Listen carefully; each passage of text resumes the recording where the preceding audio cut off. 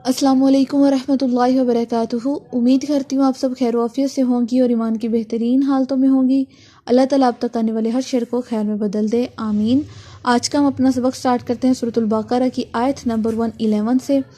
औज़ु बिल्लाहि मिनश शैतानिर रजीम। मैं पनाह मांगती हूँ अल्लाह की शैतान मरदूद के शर से। बिस्मिल्लाहिर रहमानिर रहीम। शुरू अल्लाह के नाम से जो बड़ा मेहरबान नहायत रहम करने वाला है।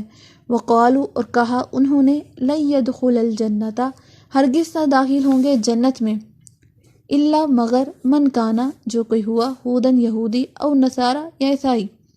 अब यहाँ पे ईसाई और यहूद क्या कह रहे हैं? वो कह रहे हैं कि जब तक कोई यहूद और ईसाई नहीं होता वो जन्नत में दाखिल नहीं हो सकता। ठीक हो गया।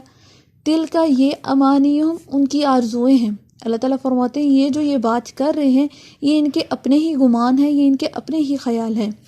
कुल कह दीजिए हाथू ले आओ बुरहानकुम अपनी कोई दलाइल, इन कुन तुम अगर हो तुम स्वादिकीन सच्चे। अल्लाह ताला फरमाते हैं कि अगर वाकई में ये सच्चे हैं तो कोई ना कोई दलाइल हमारे सामने पेश कर दें कि अल्लाह ताला ने इनसे कहा या इनके पास कोई ऐसी बात आई कि फरमाया गया हो कि अगर तुम यहूद रहे ईसाई रहे तो तुम्हारे लिए अल्लाह ताला ने जन्नत को वाजिब कर दिया। ठीक है।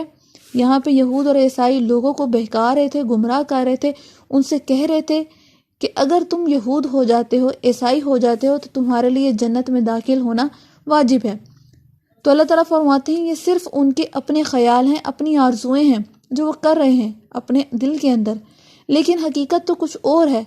इनसे पूछो कि पूरा कुरान जो तुम्हारे सामने आया या तौरात ज़बूर जो तुम्हारे पास आई, क्या उनमें ऐसी कोई बात लिखी, कोई ऐसा दलाइल है तुम्हारे पास जिसमें ये लिखा हो कि तुम्हारे रब ने तुमसे वादा किया हो कि जब तुम यहूद रहे ईसाई रहे और मेरे नबी का इनकार किया तो तुम्हारे लिए जन्नत वाजिब कर दी गई। अगर तुम सच्चे हो तो कोई ना कोई दलाइल हमारे सामने पेश करो। अब अगर हम आज के दौर में ये बात देखी जाए, इस आयत को रिलेट करें अपने साथ, तो ये बड़ी ज़्यादा हमारे बीच आम हो चुकी है यही बात। इसमें अगर आप गौर करें तो इसमें फ़िरका वारियत आती है। ठीक है। हर कोई फ़िरके का कहता है कि अगर तुम हमारे साथ रहते हो, हमारे नक्शे कदम पर चलते हो तो तुम्हारे लिए जन्नत वाजिब है। तो अल्लाह ताला फरमाते तिल का अमानी हम, ये उनकी आरजुएं हैं। नेकी का काम कराने के चक्करों में वो दीन में बिद्दत करना शुरू कर देते हैं, दीन में नई बातें लाना शुरू कर देते हैं। जैसे अब ये मेराज शरीफ गुजरी, मेराज शरीफ का कहीं पे भी रोज़ा नहीं लिखा। शरीयत हमने पढ़ी है, दीन हमारे सामने है, हदीस हमारे सामने है, कहीं से ये नहीं मिलता कि मेरे नबी करीम सल्लल्लाहु अलैहि वसल्लम ने या सहाबा इकराम ने मेराज शरीफ की रात को कोई रोज़ा रखा हो या ख़ास किस्म की कोई इबादत की हुई हो। कुरान पाक में तो या रवायतों में अगर देखा जाए तो कहीं पे भी ये मिलता ही नहीं है कि मेराज शरीफ की रात आखिर कौन सी रात थी। ठीक है। तो अगर हम दीन में कोई नई बात लाते हैं या कोई नेक अमल करने की कोशिश करते हैं जो मेरे नबी ने नहीं किया तो वो जानिए कि वो बिद्दत है और नेक काम के चक्करों में हम गुनाह कर बैठते हैं। तो अल्लाह ताला फरमाते हैं कि अगर तुम्हारे पास कोई दलाइल हैं ऐसे, अगर आपसे कोई बात करता है कि ये दीन में बात है, ये दीन में नेक काम है, ये दीन में ऐसी चीज़ें हैं, या कोई स्कॉलर कोई आलिम कोई भी आपसे ये बात करता है तो आप उनसे दलाइल मांगिए। अगर वो सच्चा है तो वो दलाइल ज़रूर पेश करेगा, अगर वो झूठा है, अगर वो बातिल है, अगर उसको खुद को ही नहीं पता तो वो कभी भी आपके सामने दलाइल पेश नहीं कर सकता। तो खुदारा अपनी इस्लाह कीजिए। दीन के नाम पर बहुत से अड्डे खुल चुके हैं जहाँ पे लोग सिर्फ पैसे कमाने के लिए लोगों को उनके मुताबिक का दीन बताते हैं। यानी जैसे उनको लगता है ना कि आसानी है, ये लोग आसानी से बेवकूफ़ हो सकते हैं, वो उनको उस तरफ चला देते हैं। तो ये जो मशगला था, ये जो आदत थी, ये पहले मुशरिकीन मक्का में भी थी, जहाँ पे यहूद और ईसाई रहते थे, जहाँ पे मुशरिक रहते थे, और वो भी उनको यही सबक पढ़ा रहे थे कि अगर तुम हमारे साथ रहे तो तुम पर जन्नत वाजिब है, तुम्हारे लिए जन्नत में दाखिल होना लिख दिया गया। तो अल्लाह ताला ने कितने खूबसूरत तरीके से उनका जवाब दिया कि अगर तुम्हारे पास कोई दलाइल हैं तो तुम ले आओ, वरना महज ये इनकी अपनी ही आरज़ू हैं, इनके अपने ख्याल हैं। भला बल्कि मन असलमा जिसने मती किया, यानी झुका लिया, जिसने फरमाबरदारी की, वजहहू अपने चेहरे को लिल्लाही अल्लाह के लिए, وہ اور وہ محسن نیکی کرنے والا ہے، فلاح پس اس کے لیے اجرہ اس کا اجر عند ربہ اس کے رب کے نزدیک ہے، ولا خوف اور نہ خوف ہوگا علیہم اوپر ان کے، ولا ہم اور نہ وہ یحزنون غمگین ہوگے۔ اب اللہ تعالیٰ نے کتنے خوبصورت طریقے سے اس شخص کا بتا دیا جو واقعی میں جنت میں داخل ہوگا، جس کے لیے اللہ تعالیٰ نے بے شمار نعمتیں لکھ دیں۔ اللہ تعالیٰ فرماتے ہیں وہ شخص جو اپنا چہرہ اللہ کے لیے جھکا دے، اللہ نے کوئی حکم دیا اس نے فوراً اس کی فرما برداری کی، اس نے یہ نہیں کہا کہ یہ کیوں ہوا، جہاد کا حکم ملا تو فوراً سے سر جھکا لیا، یہ نہیں کہا کہ میرے بیوی بچے ہیں یا میں گھر پر اکیلا مرد ہوں تو میں اگر اللہ کی رضا کے لیے جہاد پہ نکلتا ہوں تو پیچھے میرے بچوں کا کیا ہوگا، نہیں، اللہ کا حکم آیا اور فوراً سے خود کو اللہ کا فرمانبردار بنا لیا، خود کو جھکا لیا۔ تاریخ میں پڑھیں تو صحابہ کرام کے اتنے واقعات ملتے ہیں کہ رونگٹے کھڑے ہو جاتے ہیں کہ کتنی محبت تھی ان کو اللہ سے، اللہ کے نبی سے، کہ بھی وہ حکم کرتے تھے تو وہ فوراً سے تیار ہو جاتے تھے کہ میرے رب کا، میرے نبی نے ہمیں بتایا ہے، حکم دیا ہے تو ہمیں ان کے ساتھ چلنا ہے، جو انہوں نے بات کہہ دی ہے ہم نے وہی کرنی ہے، جس کام سے منع کیا ہم نے اس سے رک جانا ہے۔ تو اللہ تعالیٰ انہی لوگوں کا یہاں پہ بتا رہے ہیں کہ جس نے اپنے رب کے لیے اپنے چہرے کو جھکا لیا، اپنی پیشانی کو جھکا لیا، یہ نہیں کہا کہ ایسا میرے لیے کیوں آیا، یہ حکم مجھ پہ ہی کیوں آیا، مجھ سے یہ برداشت نہیں ہوتا، اس طرح کے الفاظ اس نے نکالے ہی نہیں۔ اللہ نے حکم دیا، اللہ نے کسی آزمائش میں ڈالا تو اس نے اپنے آپ کو ٹھیک کیا، اس نے اپنی اصلاح کی کہ یہ جو آزمائش آئی، یہ جو حکم میرے لیے آیا، اس میں کوئی نہ کوئی میرے لیے بہتری ہے، اس نے فوراً سے اپنے آپ کو اللہ کے آگے رجوع کیا۔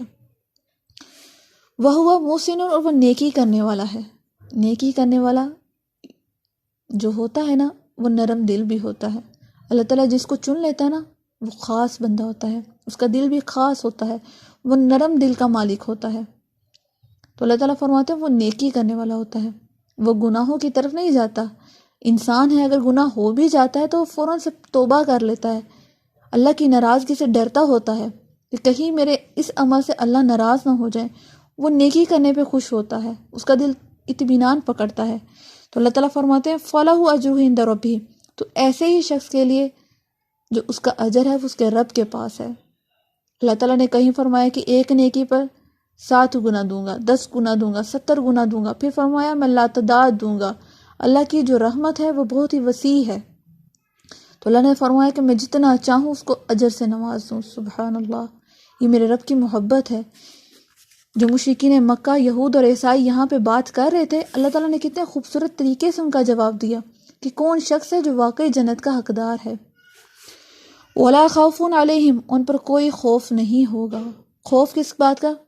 موت کا خوف نہیں ہوگا۔ جو انسان نیک ہوتا ہے، اپنی زندگی اللہ کی رضا کے مطابق گزار ہوتا ہے نا، اس کو موت کا خوف نہیں ہوتا۔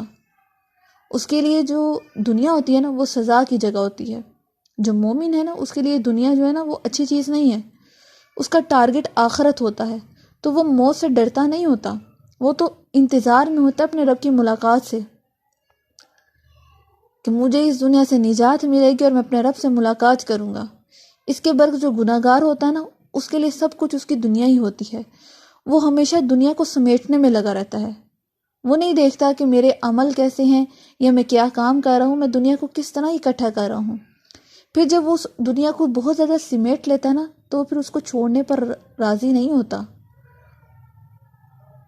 اس کے اندر حرص ہوتا ہے کہ میں یہ بھی کر لوں، میں وہ بھی کر لوں، جتنی مرضی اس کو زندگی مل جائے، جتنی مرضی وہ عمر گزار لے، لیکن اس کے دل میں ہوتا ہے کہ نہیں، ابھی تو میں نے بہت کچھ کرنا ہے، ابھی تو میں نے یہ بھی دیکھنا ہے، یہ بھی کرنا ہے، وہ بھی کرنا ہے، کیونکہ اس کے لیے آخرت کی تیاری نہیں ہوتی۔ تو اس کے لیے زندگی ہی جو دنیا کی ہے وہی سب کچھ ہوتی ہے۔ لیکن جو مومن ہے، اللہ نے فرمایا وَلَا خَوْفٌ عَلَيْهِمْ، اس پر کوئی خوف نہ ہوگا، وَلَا هُمْ يَحْزَنُونَ، اور نہ وہ غمگین ہوں گے۔ غمگین سے مراد جب قیامت کے روز جو مجرم ہوں گے ان کے چہرے سیاہ ہوں گے۔ قرآن پاک میں آتا ہے کہ جو بدکار ہوں گے، جو مجرم ہوں گے، جو گناہ گار ہوں گے، ان کے چہرے سیاہ ہوں گے، اور جو نیک ہوں گے، جو احسان کرنے والے ہوں گے، ان کے چہرے تازہ سفیدی یعنی روشنی کے مانند ہوں گے، تو وہ تو اپنے چہروں سے پہچان لیے جائیں گے۔ تو اللہ تعالیٰ فرماتے ہیں کہ وہ بالکل غمگین نہیں ہوں گے دوسرے لوگوں کی طرح جو گناہ گار ہوں گے، وہ تو پرسکون ہوں گے، اطمینان میں ہوں گے۔ اللہم اجعلنا منہم، اللہ ہمیں بھی ان لوگوں میں سے کرے، آمین۔ وقالت الیہود، اور کہا یہود نے، لیست النصارى، نہیں ہے نصارہ یعنی عیسائی، علی شیء کسی چیز پر، وقالت النصارى، اور کہا عیسائی نے، لیست الیہود، نہیں ہے یہود، علی شیء کسی چیز پر، وہم، اور وہ یتلون الکتاب، پڑھتے ہیں کتاب، کذالک اسی طرح، قال الذین، کہا ان لوگوں نے، لا یعلمون جو نہیں جانتے، مثل مانند قولہم ان کی بات۔ اللہ تعالیٰ فرماتے ہیں کہ یہاں پہ جو عیسائی یہود ہے آپس میں ہی جھگڑے ہیں۔ یہاں پہ 3 فرقوں کی بات کی گئی ہے، ایک یہود کی، یہود نے کہا کہ عیسائی کسی چیز پر نہیں ہے، یعنی اگر تم یہودیت پہ رہتے ہو تو تمہارے لیے جنت واجب ہے، عیسائی ہو جاتے ہو تو تمہارے لیے جنت حرام ہو جاتی ہے۔ پھر کہا وقالت النصارى لیست الیہود علی شیء، پھر عیسائی لوگوں نے کیا کہا کہ اگر تم یہود کے ساتھ ہوتے ہو تو تمہارے لیے کچھ بھی نہیں ہے، اگر تم عیسائی ہی رہتے ہو، یعنی وہ لوگ کہتے تھے، جو یہود تھے وہ اس بات پہ گمان کرتے تھے کہ حضرت موسیٰ جو ہے اللہ کے لاڈلے نبی ہیں، تو وہ یہودیت رکھنے پہ یعنی یہود ہونے پر فخر کرتے تھے، اور جو عیسائی تھے وہ اللہ کا بیٹا حضرت عیسیٰ کو جانتے تھے، تو وہ کہتے تھے کہ ہم تو اس کی لڑی میں سے ہیں، تو ہم زیادہ اللہ کے قریب ہیں۔ اور یہاں پہ جو تیسری فرقے کی بات کی گئی، لا یعلمون، یعنی جو امی لوگ ہیں، یعنی جو ان پڑھ ہیں، جو نہیں جانتے، یہ لوگ ایسے تھے، یہ کہتے تھے کہ ہم ابراہیم کی لڑی میں سے ہیں، تو یعنی ان کی لڑی میں سے ہیں تو ہمیں بھی بخشش مل جائے گی اگر ہم کچھ بھی نہ کریں گے۔ تو یہ تینوں جو محکمے تھے، یہ تینوں جو فرقے تھے، ان کا کہنا یہی تھا، وہ اپنے اپنے فرقے میں سب کو شامل کر رہے تھے اور ایک دوسرے کی مخالفت کر رہے تھے۔ تو اللہ تعالیٰ فرماتے ہیں وَهُمْ يَتْلُونَ الْكِتَابَ، اور یہ لوگ تو ایسے تھے جن کے پاس کتاب تھی، یعنی یہود اور عیسائی ایسے لوگ تھے جن کے پاس تورات اور زبور تو موجود تھی، ان کو چاہیے تھا کہ ان کو پڑھتے، اگر انہوں نے اس کو صحیح طریقے سے پڑھا ہوتا تو ان کو پتہ چل جاتا کہ جو تورات، زبور اور انجیل آئی تھی ان کے پاس، وہ تو نبی کریم صلی اللہ علیہ وسلم کی خوشخبری دینے کے لیے آئی تھی، اس آخری پیغام یعنی قرآن پاک کا بتانے کے لیے آئی تھی، ان کی بشارت دینے کے لیے آئی تھیں۔ جو پہلی کتابیں آئیں، جو پہلے پیغمبر آئے، وہ میرے نبی یعنی حضرت محمد صلی اللہ علیہ وسلم کی بشارت دینے کے لیے آئے۔ سب کو پتہ تھا کہ آخری نبی آئیں گے، سب کو یہ بھی پتہ تھا کہ آخری نبی پر آخری کتاب نازل کی جائے گی، وہ ہے قرآن مجید، اور تب دین مکمل کیا جائے گا۔ تو تورات اور زبور میں ہر چیز کو واضح لکھا ہوا تھا۔ تو اللہ تعالیٰ فرماتے ہیں کہ جو تم لوگ آپس میں دعویٰ کرتے ہو کہ یہود کسی چیز پر نہیں ہیں یا عیسائی کسی چیز پر نہیں ہیں، جب تک وہ عیسائی نہیں ہو جاتے یا یہود نہیں ہو جاتے، وَيَتْلُونَ الْكِتَابَ، تم تو کتاب پڑھتے تھے، تمہیں تو زیادہ بہتر پتہ ہونا چاہیے تھا، تمہیں تو ان لوگوں میں شامل ہونا چاہیے تھا۔ جب نبی کریم صلی اللہ علیہ وسلم نے تبلیغ دی، پیغام دینا شروع کیا، تو تمہیں تو پہلے اسلام قبول کرنا چاہیے تھا، لیکن تم نے کیا کیا؟ تم نے انکار کیا۔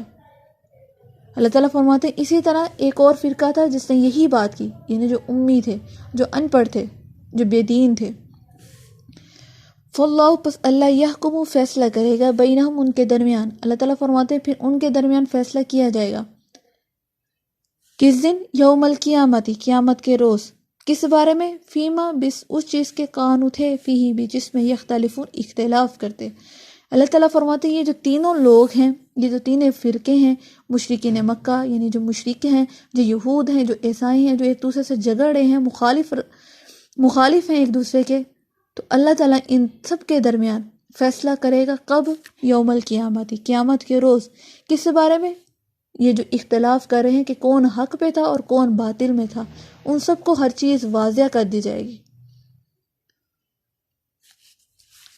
ومن ازلم، اور کون زیادہ ظالم ہے، ممن، اس شخص سے، منع کیا، مساجد اللہ، اللہ کی مسجد سے، ان یذکر، یہ کہ نام لیا جائے، فیہا، بجس میں، ان یذکر یعنی ذکر کیا جائے، فیہا، بجس میں، اسمہ، اس کے نام کا، وسعا، اور کوشش کی، فی خرابیہ، اس کی خرابی میں، خرابی یعنی ویران کرنا، بے باز کرنا۔ ابھی اللہ تعالیٰ یہاں پہ بتا رہے ہیں کہ اس شخص سے ظالم کون ہو سکتا ہے جو اللہ کی مسجد میں آنے سے لوگوں کو روکے۔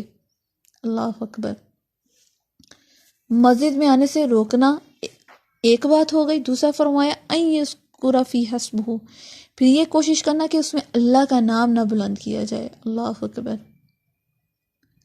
وسعی، اور کوشش کی، فی خرابیہ، اس کی خرابی میں، یعنی کوشش یہ کی کہ اس کو ویران کیا جائے، بے عباد کیا جائے. جو مشرکین مکہ تھے، جو یہود عیسائی تھے، انہوں نے جو مسلمانوں کی مساجد تھیں ان کی بہت زیادہ بے حرمتی کی، ان کی عبادت گاہ کو خراب کر دیا، ویران کر دیا، تاکہ لوگ اس میں آ کر اللہ کا نام نہ بلند کر سکیں. تو اللہ تعالیٰ اسی شخص کا نقشہ یہاں پہ کھینچ رہے ہیں کہ اس شخص سے ظالم کون ہو سکتا ہے جس نے اللہ کی راہ میں آنے والے لوگوں کو روکا، مسجد میں آنے سے روکا. مسجد کسے کہتے ہیں؟ اللہ کے گھر کو. اگر ہم مسجد کو ایک کر دیں مخصوص لوگوں کے لیے تو یہ بھی تو ظلم ہے کہ یہاں پہ صرف مخصوص لوگ آ سکتے ہیں.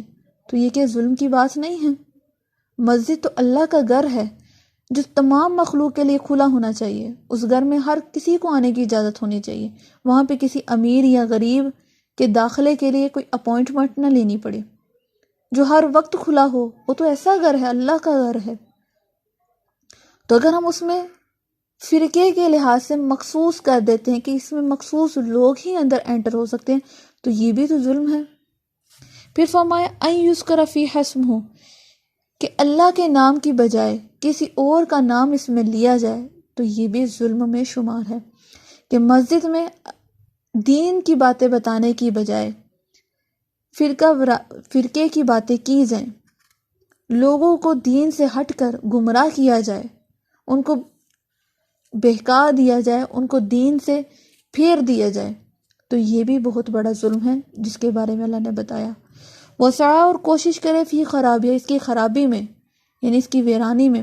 جب انسان حد بندی کر دیتا ہے نا، یعنی ایک گھر میں مخصوص لوگوں کا آنا کر دیتا ہے کہ اس گھر میں مخصوص لوگ ہی انٹر ہو سکتے ہیں، تو جب وہ لوگ نہیں آتے تو وہ گھر بے آباد ہو جاتا ہے، ویران ہو جاتا ہے. لیکن اگر وہی جگہ ہر کسی کے لیے کھلی ہو، اس میں ہر کسی کو آنے کی اجازت ہو، تو وہی جگہ آباد ہو جاتی ہے. پارکس میں جائیں تو اگر اس کی ٹکٹس کافی مہنگی رکھ دیں نا، کافی زیادہ مہنگی رکھ دیں، تو وہاں پہ پھر غریب لوگوں کا آنا بہت مشکل ہوتا ہے. وہاں پہ پھر مخصوص یعنی جو ہائی سوسائٹی کے لوگ ہوتے ہیں وہی جا سکتے ہیں. تو اگر وہی پارک میں ہم فری رکھ دیں، ٹکٹس ہو ہی نہ، تو وہاں پہ کتنی رونق ہو، ہر کوئی اس میں آئے، بڑھ چڑھ کر آئے، سب لوگ اس کو دیکھیں. تو یہ ایک مثال تھی. تو یہ تو پھر اللہ کا گھر ہے، اس میں بھی کس طرح کا لوگوں کو روکنا. کتنے یہ لوگ ظالم تھے جنہوں نے اللہ کے گھر میں آنے سے روکا، پھر کہا کہ یہاں پہ اللہ کا نام نہ بلند کیا جائے. اللہ اکبر. مسجد تو وہ جگہ ہے، جامعہ تو وہ جگہ ہے جہاں پہ ہم دلی سکون محسوس کرتے ہیں، جہاں پہ ہم اللہ کے قریب ہوتے ہیں، جہاں پہ ہمیں روحانی سکون ملتا ہے، جہاں پہ ہمیں دین کی باتیں پتہ چلتی ہیں. تو وہاں پر اگر اللہ کے نام کی بجائے کسی اور کا نام لیا جائے، کسی اور کی باتیں کی جائیں، تو یہ تو ظلم کی بات نہ ہوئی. اللہ اکبر. ہمارے معاشرے میں بگاڑ کیوں پیدا ہو رہا ہے؟ اسی وجہ سے، کیونکہ ہم میں فرقہ واریت بہت زیادہ آ گئی، اور دوسری بات یہ کہ ہم نے دین کو دین کی طرح نہیں سمجھا. ہم نے دین کو مشکل کر دیا، خود ہی مشکل کیا ہے. ہم نے شریعت کو پڑھا نہیں، جو ہمیں مولویوں نے کہا ہم نے ان کے پیچھے چل پڑے. ہم نے یہ دیکھا ہی نہیں کہ وہ جو کہہ رہے ہیں وہ واقعی سچ میں کہہ رہے ہیں، جو حق کی بات ہے بھی ہے کہ نہیں، کوئی لاجک ہے، کوئی دلیل ہے ہمارے پاس؟ نہیں. ہم صرف ان کے نقش قدم پر چلتے جا رہے ہیں. جو ہمارے بزرگ کہہ رہے ہیں ہم نے صرف وہی کرنا ہے. اللہ اکبر. اولئک، یہی وہ لوگ ہیں، ما کانا نہیں ہیں، لہم واسطے ان کے، ان یدخلوہا، یہ کہ داخل ہوں اس میں، الا مگر خائفین، ڈرتے ہوئے. اللہ تعالیٰ فرماتے ہیں یہ وہ لوگ ہیں جو داخل نہیں ہوتے، خود تو داخل ہوتے ہی نہیں ہیں مسجدوں میں، خود آتے ہی نہیں ہیں مسجد میں عبادت کرنے کے لیے، لیکن لوگوں کو بھی روکتے ہیں، لہم واسطے ان کے فی الدنیا دنیا میں خزی رسوائی ہے، ولہم اور ان کے لیے فی الآخرت آخرت میں عذاب عظیم بہت بڑا عذاب ہے۔ اللہ اکبر۔ اللہ تعالیٰ فرماتے ہیں یہ جو ایسے لوگ ہیں ان کے لیے دنیا میں بھی رسوائی ہے اور آخرت میں بھی ان کے لیے بہت بڑا عذاب ہے۔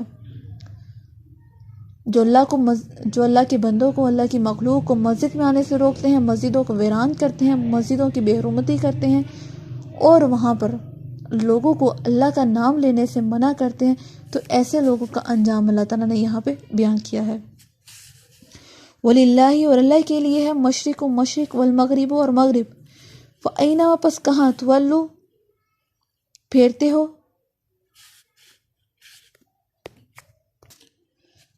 تولو منہ کرو گے، فَأَيْنَمَا پس جہاں کہیں، تولو منہ کرو، فَسَمَّا پس وہیں، وجہ اللہ پاؤ گے اللہ کو، ان اللہ بے شک اللہ واسع علیم وسعت والا، علیم جاننے والا ہے۔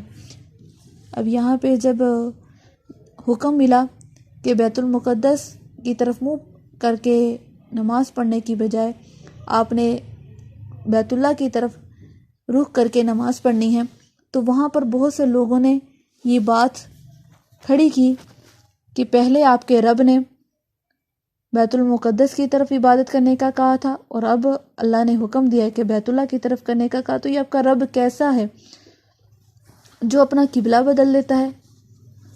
تو یہاں پہ یہ چیز جو تھی، ایک تو میرے نبی کی بہت زیادہ خواہش تھی کہ جو حضرت ابراہیم نے گھر تعمیر کیا ہے اسی کی طرف، یعنی وہی ہماری عبادت گاہ ہو، اسی کی طرف رخ کر کے نماز ادا کی جائے، یہ میرے نبی کی خواہش تھی۔ اور دوسرا یہ کہ اللہ تعالیٰ نے یہاں پر جو منافقین تھے، جو مسلمان تھے، جو خود کو مسلمان کہتے تھے، ان کی آزمائش تھی یہاں پر، کہ اللہ تعالیٰ نے جب حکم دیا تو کون لوگ تھے جنہوں نے نبی کریم صلی اللہ علیہ وسلم کی بات کو مانا اور کون لوگ تھے جو سوال کرنا شروع کر دیے۔ جو اللہ کے نبی کے سچے پیروکار تھے، جو سچے مسلمان تھے، جب اللہ کے نبی نے کہا کہ میرے رب نے حکم دیا ہے کہ ہم بیت المقدس کی جگہ بیت اللہ کی طرف رخ کر کے نماز پڑھیں گے، تو انہوں نے کوئی بات نہیں کی، انہوں نے کہا کہ میرے رب کا حکم آیا ہے تو ہم اسی طرف کریں گے جس طرف ہمارے نبی نے کہا ہے۔ تو جو لوگ نو مسلم تھے، جن کے دلوں میں ابھی ایمان اتنا پختہ نہیں تھا، اور جو انہی میں سے منافقین تھے، انہوں نے یہ باتیں کرنا شروع کر دی کہ رب کیسا ہے جو پہلے بیت المقدس کی طرف کہتا ہے اور اب بیت اللہ کی طرف کہتا ہے۔ تو اللہ تعالیٰ نے یہ آیت نازل کر دی۔ اللہ نے فرمایا وَلِلَّهِ الْمَشْرِقُ وَالْمَغْرِبُ، اللہ تعالیٰ مشرق میں بھی ہے اور مغرب میں بھی ہے، اللہ تعالیٰ تو ہر جگہ موجود ہے۔ فَأَيْنَمَا تُوَلُّوا فَثَمَّ وَجْهُ اللَّهِ، پس تم جدھر بھی اپنا منہ کرو گے تم اللہ ہی کو پاؤ گے۔ یعنی اللہ تعالیٰ فرماتے ہیں کہ پہلے جب تم بیت المقدس کی طرف کر کے منہ پڑھ رہے تھے تو تب بھی وہ اللہ ہی کی طرف تھی، اگر تم اب بیت اللہ کی طرف کرتے ہو تو وہ بھی اللہ ہی کو پہنچتی ہے، کیونکہ یہ منافقین کہتے تھے کہ جو آپ میں پہلے گزر چکے ہیں، یعنی جو ایمان والے جو اس رخ نماز پڑھتے تھے، اب وہ ہمارے بیچ نہیں رہے، تو اب حکم آیا تو کیا ان کی جو پہلی عبادتیں تھیں، جو پہلی انہوں نے نمازیں پڑھی، کیا وہ ضائع ہو گئی؟ تو تب یہ واقعہ یہاں پہ بہت لمبا آ رہا ہے۔ تو انہوں نے کہا کہ وہ جو ان کی نیکیاں تھیں وہ اللہ تعالیٰ رائے گاہ نہیں جانے دیں گے، کیونکہ اللہ تعالیٰ بہت رحیم ہے، غفور الرحیم ہے۔ اللہ نے جب حکم دیا تو وہ تب موجود نہیں تھے، لیکن جب اللہ کا حکم آ گیا اور اس کے بعد اگر وہ انکار کرتے یا یہ کہتے کہ اللہ تعالیٰ نے ایسا حکم کیوں کیا، یعنی سوالات کرتے، تو پھر ان کی پکڑ ہوتی۔ ٹھیک ہو گیا؟ تو یہاں پہ اللہ تعالیٰ فرماتے ہیں کہ اگر تم جدھر بھی منہ کر کے نماز کرو گے، یعنی جدھر بھی تم اپنا چہرہ کرو گے تم اللہ ہی کو پاؤ گے۔ ان اللہ بے شک اللہ واسع کشائش والا ہے، یعنی وسعت والا ہے، تمہارا رب جو ہے وسیع ہے، علیم جاننے والا ہے۔ جاننے والا سے مراد یعنی ہر کسی کو جاننے والا ہے، جو بھی جس طرف منہ کر کے عبادت کرے گا، جس طرف تم جا کے اپنے رب کو پکارو گے، تم رات کے اندھیری میں اپنے رب کو پکارو گے، دن کے اجالوں میں پکارو گے، تنہائیوں میں پکارو گے، یا کسی مجلس میں بیٹھ کے اپنے رب کا نام لو گے، تو تم سب کو اللہ تعالیٰ جانتے ہیں، تم اپنے رب کو اپنے نزدیک اپنے قریب ہی پاؤ گے۔ وقالو اور کہا انہوں نے، اتخذ اللہ پکڑی اللہ نے، والدن اولاد، سبحانہ پاک ہے وہ، بلکہ لہو واسطے اس کے ما فی السماواتی جو کچھ آسمان میں ہے، والارض اور جو زمین میں ہے، کلن ہر ایک لہو واسطے اس کے قانتون فرما بردار ہیں۔ اب یہاں پہ کیا کہا انہوں نے، جو مشرک تھے انہوں نے کہا، جو عیسائی تھے، وقالوا اتخذ اللہ ولدا، کہنے لگے کہ اللہ تعالیٰ نے تو اولاد پکڑی۔ حضرت عیسیٰ کو اللہ کا بیٹا کہتے تھے اور فرشتوں کو اللہ کی بیٹیاں کہتے تھے، اور کہتے تھے اللہ تعالیٰ نے اولاد پکڑی۔ تو فرمایا سبحانہ، وہ تو پاک ہیں ان تمام چیزوں سے۔ یہاں پہ جو سورۃ الاخلاص کی تشریح ہے وہ بہت بہترین آتی ہے کہ اللہ نے فرما دیا قل هو اللہ احد، کہہ دیجئے کہ اللہ ایک ہے، اللہ کے سوا کوئی عبادت کے لائق نہیں، اللہ کی نہ تو کوئی اولاد ہے، نہ ہی وہ کسی کی اولاد ہے، نہ ہی اس کا کوئی ہمسر ہے۔ ٹھیک ہے، یہاں پہ جو سورۃ الاخلاص تھی وہ اللہ تعالیٰ نے ایک پوری توحید پر اتار دی، جس کو پڑھ کر انسان کو ہوتا ہے ایک توحید پر ایمان اور مضبوط ہو جاتا ہے کہ میرے رب نے ایک پوری صورت ہی اس بارے میں اتار دی کہ اللہ واحد ہے، اللہ یکتا ہے۔ تو ان لوگوں کا یہ منہ توڑ جواب تھا کہ اللہ تعالیٰ نے فرمایا کہ جو یہ لوگ کہتے ہیں کہ حضرت عیسیٰ اللہ کے بیٹے ہیں اور جو فرشتے ہیں وہ اللہ کی بیٹیاں ہیں، تو ان سے کہہ دو لہو ما فی السماوات، جو کچھ آسمان میں ہے، والارض، جو زمین میں ہے، ہر ایک اللہ تعالیٰ کے فرما بردار ہیں، ہر ایک کو اللہ تعالیٰ نے پیدا کیا، ہر ایک اللہ تعالیٰ کی مخلوق ہے، اس میں سے کوئی بھی اللہ کی اولاد نہیں ہے اور نہ ہی اللہ کسی کا اولاد ہے۔ ٹھیک ہو گیا، آج کا سبق ہم یہیں تک رکھیں گے، باقی انشاءاللہ تعالیٰ کل اگر زندگی رہی تو ضرور یہیں سے کنٹینیو کریں گے۔ اپنا بہت سارا خیال رکھیے گا، دعاؤں میں یاد رکھیے گا۔ اگر اس پورے سبق میں یا پیچھے جتنی بھی ہم نے پڑھ چکے اس میں غلطی کوتاہی ہوئی ہو تو اللہ تعالیٰ ہم سب کو معاف فرمائے اور ہمیں نیک اعمال کرنے کی توفیق دے، آمین۔ اللہ حافظ جی۔